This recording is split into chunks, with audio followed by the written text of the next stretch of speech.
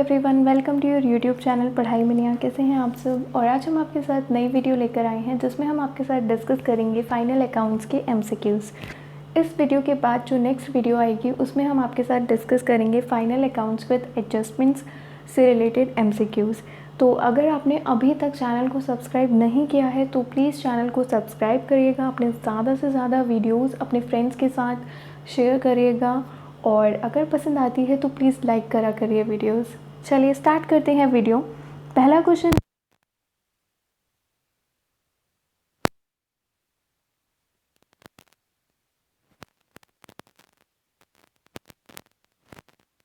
करनी पड़ती है किसी इवेंट के हैपन होने पे या हैपन ना होने पर।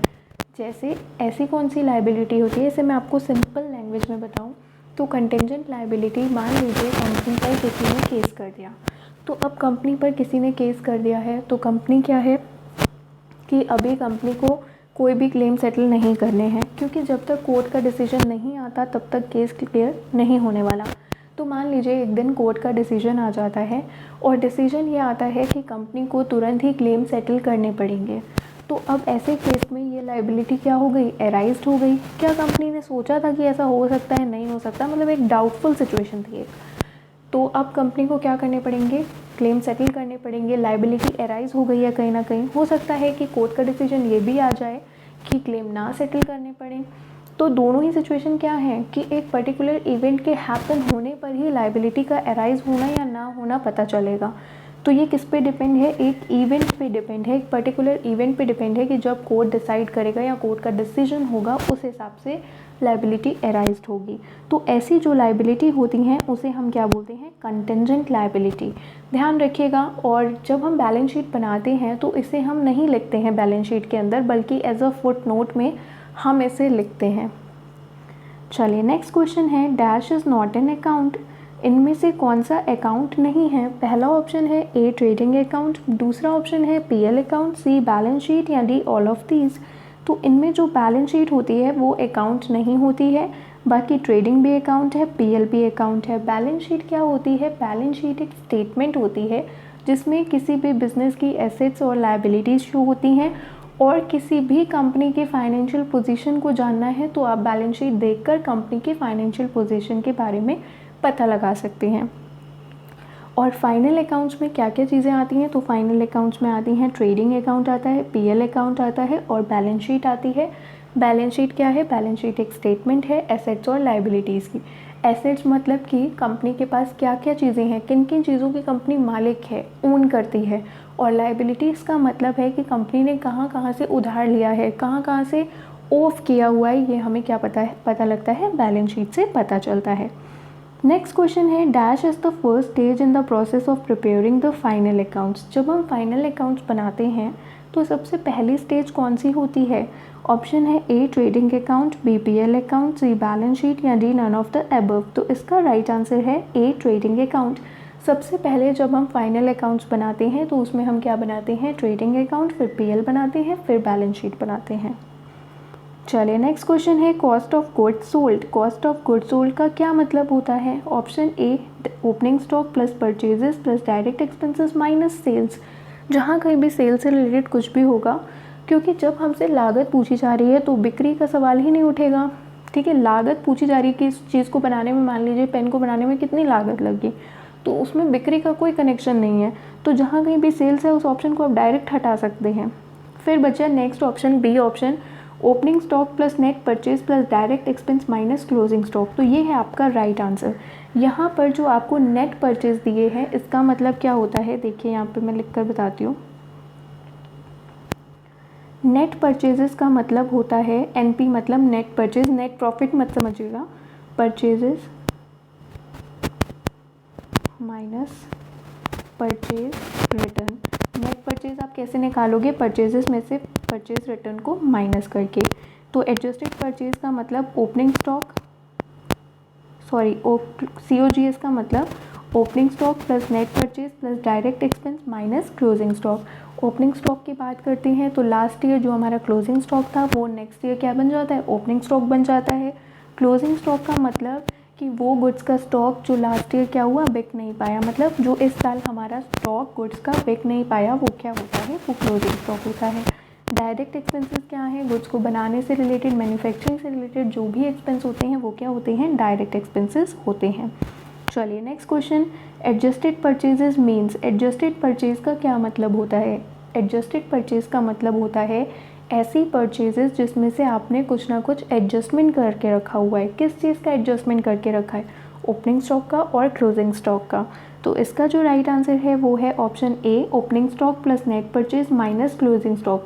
इसको यूज़ करके हम क्या निकाल लेते हैं, एडजस्टेड परचेज निकाल लेते हैं। एडजस्टेड परचेज का मतलब है कि वो परचेज जिसमें कुछ चीज़ें क्या हुई हुई हैं, एडजस्ट हुई हुई हैं। तो opening stock plus net purchase minus closing stock. मान लीजिए आपने बनाया ट्रेडिंग अकाउंट, सपोज आप बना रहे हैं ट्रेडिंग अकाउंट,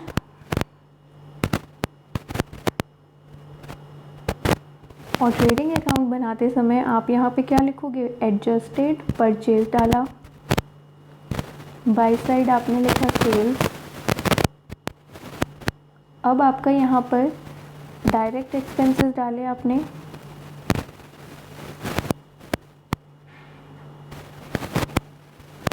अब देखिए यहाँ पर आप ओपनिंग स्टॉक भी नहीं लिखेंगे और क्लोजिंग स्टॉक भी आपने नहीं लिखा है। जो आपने लिखा है बस एडजस्टेड परचेज और डायरेक्ट एक्सपेंसेस लिखे हैं और यहाँ पर सेल्स। तो एडजस्टेड परचेज का मतलब क्या है कि इसी में क्या है, आपका ओपनिंग स्टॉक इंक्लूड हुआ है और क्लोजिंग स्टॉक का भी ट्रीटमेंट हुआ है। इसलिए हमने यहाँ पर ट्रेडिंग की अकाउंट कैसे होती है, ट्रेडिंग अकाउंट का स्टार्ट हमेशा ओपनिंग स्टॉक से ही होता है, लेकिन यहाँ पर हम ओपनिंग स्टॉक से स्टार्ट नहीं कर रहे हैं क्योंकि एडजस्टेड परचेज में इसका ट्रीटमेंट हुआ है। तो ना ही हम यहाँ पर बाय क्लोजिंग स्टॉक भी नहीं लिख रहे हैं। क्यों नहीं लिख रहे हैं, क्योंकि एडजस्टेड परचेज में ये सब चीज़ें क्या हो चुकी हैं, एडजस्ट हो चुकी हैं। तो ऐसा होता है फॉर्मेट जब आपको एडजस्टेड परचेज दिया होता है। चलिए नेक्स्ट क्वेश्चन की तरफ मूव करते हैं। नेक्स्ट क्वेश्चन है consumable stores is shown in. Consumable stores को हम कहाँ पे शो करेंगे, ऑप्शन है A trading account, B PL account, C balance sheet या D none of the above. तो कंज्यूमेबल स्टोर्स को हम शो करते हैं ट्रेडिंग अकाउंट में। तो हमें कैसे पता चलेगा कि कंज्यूमेबल स्टोर्स कहाँ पे जाएगा, तो आपको पहले कंज्यूमेबल स्टोर्स में पता होना चाहिए कि क्या क्या चीज़ें आती हैं। तो जैसे मान लीजिए ग्रीस है, ल्यूब्रिकेटिंग ऑयल है, कॉटन वेस्ट है, ये सब चीज़ें क्या आती हैं, कंज्यूमेबल स्टोर्स में आती हैं। जैसे कि मान लीजिए ग्रीस है या ल्यूब्रिकेटिंग ऑयल है, मशीन ऑयल है, तो ये सब किसके लिए नीड पड़ेगा, मशीन के लिए ज़रूरत पड़ेगी। और मशीन कहाँ पे होती हैं, जहाँ पर गुड्स को बनाना है, मैन्युफैक्चर करना है। और गुड्स की मैन्युफैक्चरिंग से रिलेटेड जो भी एक्सपेंसेस होते हैं वो कहाँ पे आते हैं, ट्रेडिंग अकाउंट में आते हैं। चलिए next question, closing stock is valued at. Closing stock को हम कैसे वैल्यू करते हैं, क्लोजिंग स्टॉक को हम वैल्यू करते हैं उसकी कॉस्ट या market value, whichever is less, जो भी कम हो वो हमारा क्या होता है, क्लोजिंग स्टॉक। जैसे मान लीजिए कॉस्ट दिया हुआ है 80,000 और आपको मार्केट प्राइस दिया है 90,000 रुपीज़, तो ऐसे में आपका क्लोजिंग स्टॉक क्या होगा, आपका क्लोजिंग स्टॉक होगा 80,000 रुपीज़। इन दोनों में से क्या होना चाहिए, दोनों में से जोन सा कम होगा वो हमारा क्या हो जाता है, क्लोजिंग स्टॉक हो जाता है। तो इसका जो राइट आंसर है वो भी है। लेकिन क्लोजिंग स्टॉक को वैल्यू करते समय हमें किस कंसेप्ट को ध्यान में रखना पड़ता है, हमें प्रूडेंस कंसेप्ट को ध्यान में रखना पड़ता है। ये प्रूडेंस कंसेप्ट क्या होता है, प्रूडेंस कंसेप्ट का मतलब होता है कि फ्यूचर में जो भी लॉसेस होते हैं उन्हें आप ध्यान रख लो, उन्हें आप कंसीडर कर लो, लेकिन फ्यूचर में आपको कोई इनकम हो रही है तो उसे आपको कंसीडर करने की ज़रूरत नहीं है।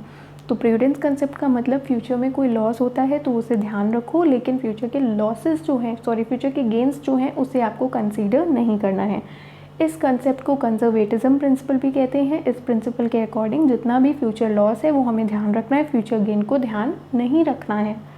चलिए नेक्स्ट क्वेश्चन है, trading account is prepare to show. Trading account किस लिए बनाया जाता है, या फिर आपसे ये भी पूछा जा सकता है कि जो आप ट्रेडिंग अकाउंट बनाते हो आखिर उसका रिज़ल्ट क्या मिलता है आपको, उसका कंक्लूजन क्या मिलता है।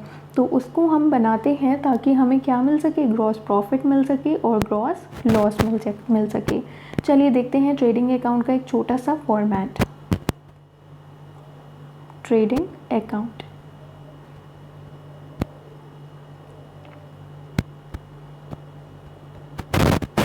सबसे पहले यहाँ पर हम क्या लिखते हैं, ओपनिंग स्टॉक, बाय में सेल्स लिखा, बाय क्लोजिंग स्टॉक, ये होता है ट्रेडिंग अकाउंट का फॉर्मेट, अभी पूरा नहीं हुआ। फिर हम लिखते हैं 2 में परचेजेस, पहले मैं इसे लिख लेती हूँ फिर आपको समझाऊंगी। डायरेक्ट एक्सपेंस, चलिए देखते हैं। सबसे पहले हम क्या लिखते हैं, 2 साइड में ओपनिंग स्टॉक डालते हैं। जो लास्ट ईयर का क्लोजिंग स्टॉक होता है वो इस साल क्या बन जाता है, ओपनिंग स्टॉक बन जाता है। फिर लिखते हैं परचेज़, इस परचेज़ में आपको बहुत सारी चीज़ों का ट्रीटमेंट करना पड़ता है। परचेज़ में से आपको परचेज़ रिटर्न माइनस करना पड़ता है। और क्या माइनस करना पड़ता है, प्रोप्राइटर ने अगर कुछ भी गुड्स को विड्रॉ किया है बिजनेस से, वो क्या हुई, ड्राइंग्स हुई, तो वो भी माइनस करना पड़ेगा। कुछ भी गुड्स आपने चैरिटी के लिए निकाले हैं तो वो भी माइनस करने पड़ेंगे। तो ये सब हमें क्या करना पड़ता है, माइनस करके जो भी आती है वैल्यू उसे बाहर दिखानी होती है। फिर आते हैं डायरेक्ट एक्सपेंसेस। डायरेक्ट एक्सपेंसेस वो एक्सपेंसेस होते हैं जो फैक्ट्री से रिलेटेड हैं, जैसे कि आपका मैन्युफैक्चरिंग वेजेस हो गया, कैरेज इनवर्ड हो गया, आपका फैक्ट्री का रेंट हो गया, पावर हो गया, इलेक्ट्रिसिटी हो गया, ये सब खर्चे कहाँ पर जाते हैं, डायरेक्ट एक्सपेंसेस में। बाई साइड क्या लिखेंगे, बाई साइड लिखेंगे सेल्स लिखेंगे। सेल्स भी कैसे दिखाएंगे, सेल्स माइनस सेल्स रिटर्न। और क्या आता है, क्लोजिंग स्टॉक आता है। फिर हम क्या करेंगे, इनका टोटल करेंगे। और अगर मान लीजिए क्रेडिट साइड का ज़्यादा आ गया टोटल, तो हमारा क्या निकलेगा यहाँ पर, तो हमारा निकलेगा जीपी निकलेगा। और अगर मान लीजिए डेबिट साइड का ज़्यादा आ गया और बाई साइड का कम आ गया, तो हम क्या लिखेंगे, हम लिखेंगे ग्रॉस लॉस। ये होता है पूरा फॉर्मेट। चलिए next question. Gross profit is transfer to dash side of PL account. Gross profit को हम किस साइड में ट्रांसफ़र करते हैं, पीएल अकाउंट की। तो मान लीजिए मैंने ट्रेडिंग बनाया, तो ट्रेडिंग अकाउंट में अगर मेरे पास क्या मिला, मुझे ग्रॉस प्रॉफिट मिला है, तो ग्रॉस प्रॉफिट सीडी। अब इसके बाद हम क्या बनाएंगे, पीएल अकाउंट बनाएंगे। तो जब हमारा ग्रॉस प्रॉफिट निकला है तो वो कहाँ जाएगा, पीएल में, पीएल के क्रेडिट साइड में जाएगा। अगर ग्रॉस लॉस होता तो वो कहाँ जाता, पीएल के इस साइड आता, डेबिट साइड में। तो इसका जो राइट आंसर है वो क्या है, पीएल के कहाँ पर आएगा, क्रेडिट साइड में आएगा। नेक्स्ट क्वेश्चन है carriage outward is debited to. तो कैरेज आउटवर्ड कहाँ पे दिखाएंगे, तो कैरेज आउटवर्ड हम दिखाते हैं पीएल अकाउंट में। और यहाँ पर आपको ध्यान रखना है कि कैरेज इनवर्ड कहाँ पे दिखाते हैं, कैरेज इनवर्ड को दिखाते हैं हम ट्रेडिंग अकाउंट में। बिल्कुल भी इसमें कंफ्यूज नहीं होना है आपको, ये हम कहाँ पे दिखाएंगे, ट्रेडिंग अकाउंट में। नेक्स्ट क्वेश्चन है dash are deducted from sales. हम सेल्स में से क्या माइनस करते हैं। पहला ऑप्शन है A return outward, B drawing, C charity या डी रिटर्न इनवर्ड। तो इसका राइट आंसर है वो है D return inward. Return inward क्या होता है, कुछ बच्चे रिटर्न इनवर्ड और रिटर्न आउटवर्ड में कंफ्यूज हो जाते हैं, लेकिन आपका ये कन्फ्यूजन आज हमेशा के लिए ख़त्म हो जाएगा। रिटर्न इनवर्ड का मतलब होता है रिटर्न, रिटर्न मतलब वापसी हो रही है, और इनवर्ड का मतलब हो रहा है कि वापस होके कहाँ आ रहा है, आपके पास आ रहा है। इनका मतलब हमारे पास आ रहा है। तो ये कैसे होगा, जब मान लीजिए हमने किसी को सेल करी है और उसे गुड्स पसंद नहीं आए या कोई भी अनदर रीज़न हो सकता है और उसने हमें गुड्स को वापस कर दिया है, तो इसे क्या बोलते हैं, रिटर्न इनवर्ड। और रिटर्न आउटवर्ड का मतलब वापस हो रहा है लेकिन वो हमारे पास से बाहर जा रहा है। आउट का मतलब क्या है, बाहर जा रहा है। तो इसे क्या बोलते हैं, इसे बोलते हैं परचेज रिटर्न। मतलब हमने कुछ खरीदा, वो हमें पसंद नहीं आया या कोई भी रीज़न है, तो हमने क्या किया, वापस कर दिया।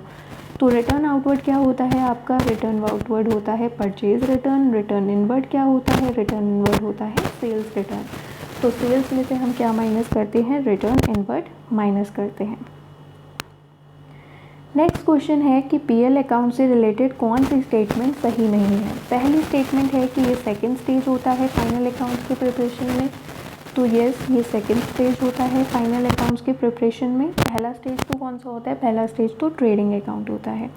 नेक्स्ट है it is a part of trading account. तो नहीं, ये ट्रेडिंग अकाउंट का पार्ट नहीं होता है।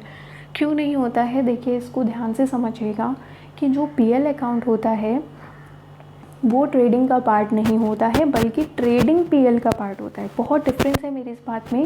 पीएल ट्रेडिंग का पार्ट नहीं होता है, ट्रेडिंग पीएल का पार्ट होता है। मतलब कहने का मतलब है पीएल जो है वो फादर है और ट्रेडिंग क्या है, सन है। तो सन जो है वो फादर का पार्ट है यहाँ पर। और पीएल अकाउंट क्या होता है, पीएल अकाउंट तो एक मेन अकाउंट है, एक प्रिंसिपल अकाउंट है। तो वो क्या होता है, वो ट्रेडिंग का हिस्सा नहीं होता, बल्कि ट्रेडिंग पीएल का हिस्सा होता है। अगर ये बात समझ नहीं आई तो आप बैक कर सकते हैं और फिर से चालू कर सकते हैं वीडियो। नेक्स्ट है balance of this account show net profit और net loss. Yes, PL account का बैलेंस क्या शो होता है, नेट प्रॉफिट और नेट लॉस। ट्रेडिंग अकाउंट का जो बैलेंस होता है वो शो होता है ग्रॉस प्रॉफिट ग्रॉस लॉस।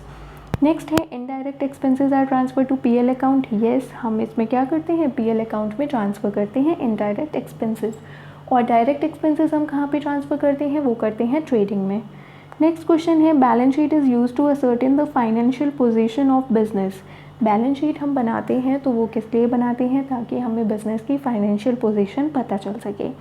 लेकिन बात आती है कि बैलेंस शीट कब बनानी चाहिए, एक पर्टिकुलर पीरियड में, एक पर्टिकुलर पॉइंट ऑफ टाइम में। तो आप लोगों ने बचपन में टेंस पढ़े होंगे, बचपन में नहीं 9th-10th में ही पढ़े होंगे। तो 9th-10th में जब आपने टेंस पढ़े होंगे तब आप बहुत ज़्यादा कन्फ्यूज़ हो जाते थे कि फॉर कब यूज़ होगा और सिंस कब यूज़ होगा। क्योंकि फॉर जो होता है वो आपका यूज़ होता है पीरियड ऑफ टाइम के लिए, और सिंस जो यूज़ होता है वो पॉइंट ऑफ टाइम के लिए होता है। तो वही कंसेप्ट यहाँ पर भी है, बैलेंस शीट जो है वो आपके एक पर्टिकुलर पॉइंट ऑफ टाइम के लिए बनती है, और ट्रेडिंग और पीएल जो है वो एक पीरियड के लिए बनता है, सिर्फ और 1 साल के लिए बनता है ना। तो वैसे ही जो बैलेंस शीट है वो आपके एक पर्टिकुलर पॉइंट ऑफ टाइम पर, एक डेट पर बन रही है, मान लीजिए 31 मार्च को बन रही है, तो वो क्या एक पर्टिकुलर पॉइंट ऑफ टाइम पे बन रही है। लेकिन ट्रेडिंग और पीएल जो बनते हैं वो एक पीरियड के लिए बनते हैं, 1 साल के लिए हो गया जैसे, तो ये क्या होता है, पर्टिकुलर पीरियड ऑफ टाइम। तो इसका जो राइट आंसर है वो है option B, particular point of time. Next question है which type of accounts do not appears in the balance sheet. Balance sheet में किस टाइप के अकाउंट्स नहीं शो होते हैं। ऑप्शन ए है personal, B nominal, C real, या D none of the above. तो इसका जो राइट आंसर है वो है B, nominal account. Nominal account कौन सा अकाउंट होता है, जिसमें रूल होता है debit all expenses and losses, credit all incomes and gains. तो इसमें बैलेंस शीट में आपका पर्सनल अकाउंट से भी रिलेटेड शो होते हैं, जैसे कि कैपिटल है, ड्राइंग है, ये सब पर्सनल अकाउंट में आता है। और रियल अकाउंट में आपकी एसेट्स आती हैं, जैसे कि कैश बैलेंस है, वो सब भी हम बैलेंस शीट में दिखाते हैं। लेकिन हम नॉमिनल अकाउंट की कोई भी चीज़ जो होती है वो बैलेंस शीट में नहीं शो करते हैं। कोई भी एक्सपेंस और लॉस के हम बैलेंस शीट में दिखाते हैं, नहीं दिखाते। तो इस वजह से जो इस क्वेश्चन का राइट आंसर है वो क्या है, B, nominal account. Next question है arrangement of assets and liabilities in a particular order in the balance sheet. ये क्वेश्चन बहुत इंपॉर्टेंट है। जब हम एसेट्स और लाइबिलिटीज़ का अरेंजमेंट करते हैं, अरेंजमेंट का मतलब होता है कि उन्हें एक सीक्वेंस में लगाते हैं, एक ऑर्डर में लगाते हैं, तो उसे हम क्या बोलते हैं, उसे कहते हैं मार्शलिंग। मार्शलिंग मतलब कि मान लीजिए आपने क्या किया, लिक्विडिटी के हिसाब से एसेट्स को सेट किया। लिक्विडिटी का मतलब होता है कि कौन सी एसेट कितनी जल्दी कैश में कन्वर्ट कराई जा सकती है। इस क्वेश्चन को भी ध्यान में रखिएगा कि लिक्विड का मतलब क्या होता है। लिक्विड का मतलब होता है कि कोई एसेट कितनी जल्दी कैश में कन्वर्टेबल कराई जा सकती है। तो उसके हिसाब से जब आप एसेट्स को दिखा रहे हैं बैलेंस शीट में, तो वो आपका क्या है, वो है मार्शलिंग। नेक्स्ट है sales are equal to. Sales किसके इक्वल होती हैं। आप लोगों ने प्रॉफिट एंड लॉस का कंसेप्ट पढ़ा होगा। प्रॉफिट एंड लॉस में आपसे जब पूछा जाता है कि सेलिंग प्राइस क्या होता है, तो सेलिंग प्राइस का मतलब होता है cost price plus profit.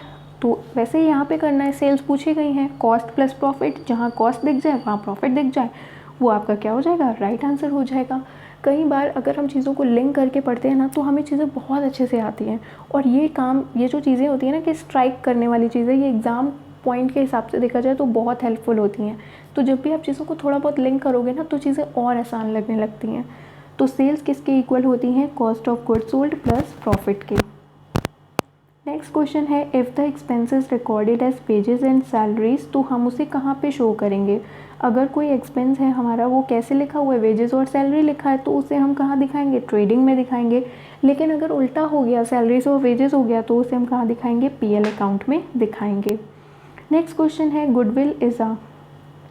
Goodwill कैसी एसेट होती है। तो गुडविल क्या हमारी फिक्टिशियस होती है, क्या टेंजिबल होती है, क्या इंटेंजिबल होती है, या डी एक्सपेंस होता है। तो इसका राइट आंसर है गुडविल एक इंटेंजिबल एसेट होती है, जिसे ना तो हम छू सकते हैं ना तो हम देख सकते हैं। तो इंटेंजिबल एसेट्स वो एसेट्स होती हैं जिसे आप ना टच कर सकते हो, ना देख सकते हो, बस आप फील कर सकते हो। और जो टेंजिबल एसेट होती हैं उन्हें हम फिजिकल एसेट कहते हैं, क्योंकि हम इन्हें देख सकते हैं, इन्हें छू सकते हैं। जैसे मशीनरी हो गया, बिल्डिंग हो गया, फर्नीचर हो गया। लेकिन इनटेंजिबल एसेट जैसे गुडविल है, पेटेंट है, ट्रेडमार्क है, आप इन्हें टच नहीं कर सकते, देख नहीं सकते। चलिए नेक्स्ट क्वेश्चन है, इनकम टैक्स अगर सोल ट्रेडर ने पे किया है तो उसे आप कैसे दिखाओगे? तो आप उसे कैसे दिखाओगे? आप उसे दिखाओगे बैलेंस शीट में कैपिटल में से माइनस करके। कैपिटल में आप नेट प्रॉफिट जोड़ते हो, माइनस करते हो ड्राइंग्स, तो इसे भी आप क्या करोगे? माइनस करोगे by way of deduction of capital in the balance sheet. Next question है, इनमें से कौन सा फिक्स्ड एसेट नहीं है? तो पता होना चाहिए कि फिक्स्ड एसेट क्या होता है। फिक्स्ड एसेट का मतलब वो एसेट जिसे हम खरीदते हैं अपने प्रोडक्शन में यूज़ करने के लिए, ताकि हमारी जो अर्निंग कैपेसिटी है वो बहुत ज़्यादा बढ़ जाए। मतलब कि हम प्रोडक्शन में, उत्पादन में इसको लगाते हैं ताकि हमारी जो आय जो है वो क्या हो जाए? बढ़ जाए, ताकि हमारी जो कमाने की क्षमता है वो बढ़ जाए। तो फिक्स्ड एसेट को हम बेचने के लिए नहीं खरीदते हैं, बल्कि इस्तेमाल करने के लिए खरीदते हैं। कंप्यूटर भी हमारा फिक्स्ड एसेट है, लैंड और बिल्डिंग भी फिक्स्ड एसेट है, मशीनरी भी फिक्स्ड एसेट है, प्लांट भी फिक्स्ड एसेट है। तो ये सारे ही क्या हैं? फिक्स्ड एसेट्स के आंसर हैं। तो इसमें क्या है, आपका जो ऑप्शंस हैं उनमें थोड़ी सी मिस्टेक है। तो गाइज़ ये थी फाइनल अकाउंट्स की वीडियो, MCQs की। Next video final accounts with adjustments. तो अगर आपको वीडियो पसंद आ रही है तो प्लीज़ लाइक करिए and thank you for watching the video.